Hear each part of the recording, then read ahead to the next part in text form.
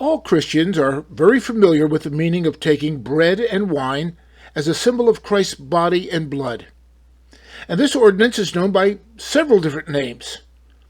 But in the Church of Jesus Christ of Latter-day Saints, it is referred to as the sacrament.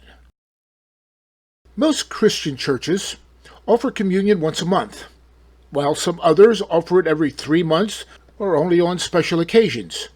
And in most cases, churches give their members a small bread-like wafer and a small sip of either wine or grape juice that has been blessed by a priest or minister.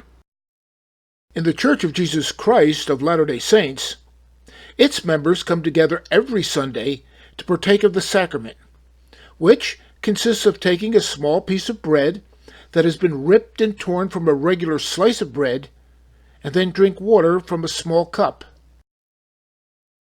The Apostle Paul told the Corinthians that anyone who eats and drinks the emblems of Christ's body and blood unworthily eateth and drinketh damnation to himself, by not discerning the Lord's body.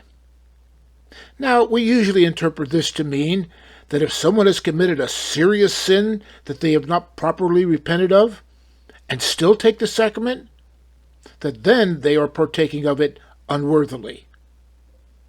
However, as we more closely examine what Paul wrote, we come to realize that this interpretation may be too limiting.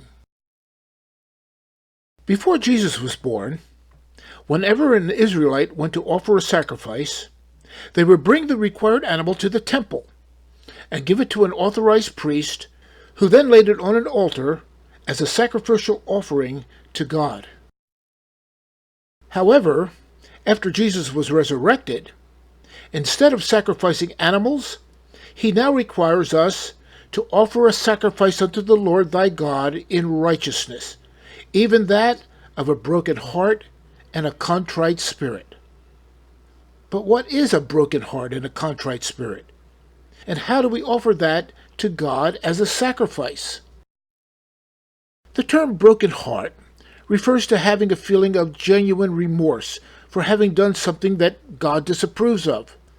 The term contrite means being humble, as opposed to being proud, arrogant, or boastful.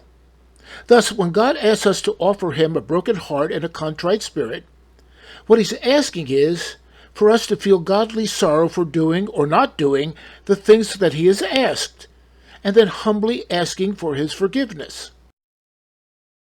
But exactly how and when do we offer our broken heart and contrite spirit to God as a sacrifice? Well, the Lord answered that question when he said, "And that thou mayest more fully keep thyself unspotted from the world, thou shalt go to the house of prayer and offer up thy sacraments upon my holy day. For verily, this is a day appointed unto you to rest from your labors, and to pay thy devotions unto the Most High. On this, the Lord's day, thou shalt offer thine oblations and thy sacraments unto the Most High, confessing thy sins unto thy brethren, and before the Lord." There are several things we learn from this scripture, but one of them is that on Sunday, the Lord's Day, we come to the house of prayer to offer up our sacrament to him. It's a time for us to bring our personal sacrifice to the Lord.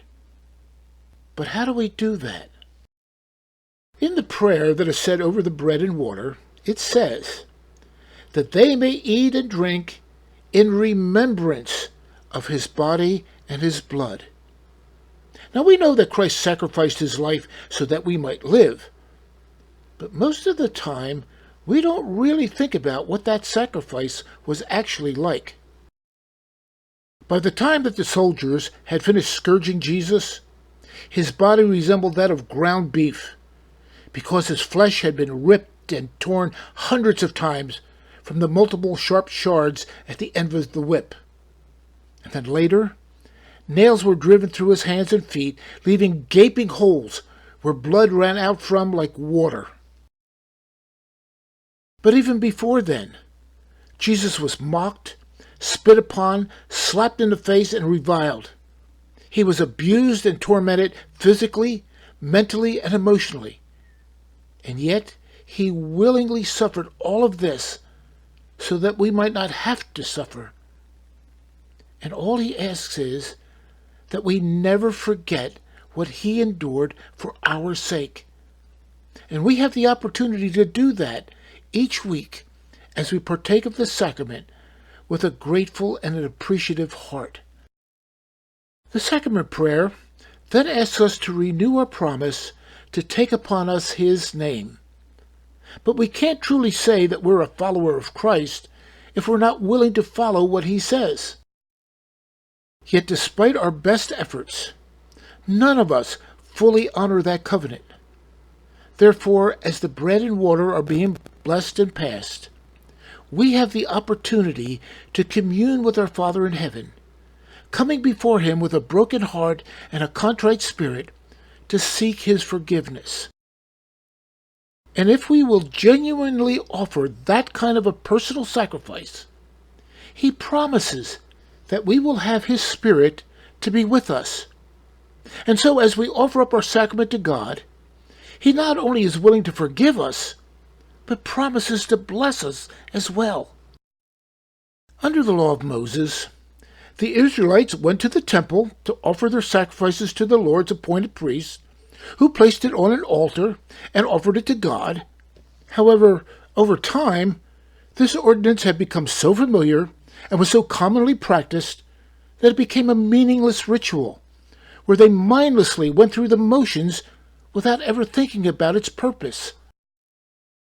However, too often we tend to do the same thing. By taking the sacrament every week, it's easy to become complacent and allow our mind to think of everything else except Christ.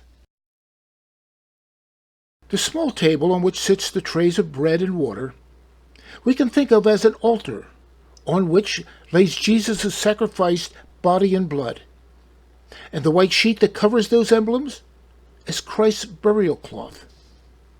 And in front of that table or altar are two priests. Each Sunday, as we enter the chapel, we can think of it as us entering the temple, where we bring our sacrifice of a broken heart and a contrite spirit to God's authorized priests who stand at the altar. If we are mindlessly eating the blessed bread and drinking the blessed water, without taking the time to remember what Christ suffered and endured for us personally, and if we're not showing heartfelt gratitude to Christ by taking just a few moments to commune with God and offer him our sacrifice, can we truly say that we are taking the sacrament worthily? Although we can always talk with our Father in heaven anytime and anywhere, yet there is a unique significance attached to doing so while taking the sacrament. It is, or at least should be, a time where we come before the altar of God to offer our personal gift to him. Thus, for us, the sacrament should be a sacred moment.